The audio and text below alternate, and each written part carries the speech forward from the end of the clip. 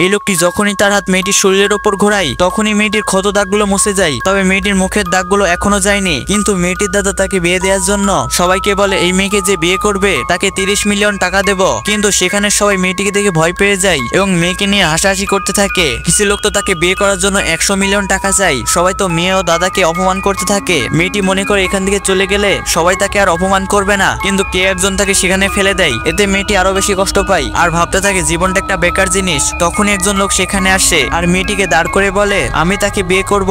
সবাই তো তার কথা শুনে অবাক হয়ে যায়। কিছু লোক তো ভাবে লোকটি টাকার জন্য তাকে বিয়ে করছে, কিন্তু লোকটি জানায় আমি বিনা যৌতুকে তাকে বিয়ে করব আর তাকে সুন্দর করে তুলবো। সবাই তো তার কথা বিশ্বাসই করে না, তাই লোকটি তাকে পরের দিন বিয়ে করে। তবে লোকটির পরিবার লোকটিকে তার সম্পত্তি থেকে বের করে দেওয়ার সিদ্ধান্ত নেয়। কিন্তু তখনই সেখানে মেয়েটি মুখে পর্দা করে আসে আর মেয়েটি যখন তার মুখের পর্দা খুলে ফেলে সবাই তো তাকে দেখে হতবাক হয়ে যায়, কারণ মেয়েকে দেখতে পুরো পরীর মতো লাগছে। এবার তো ভিডিওতে লাইক করো রে বাবা।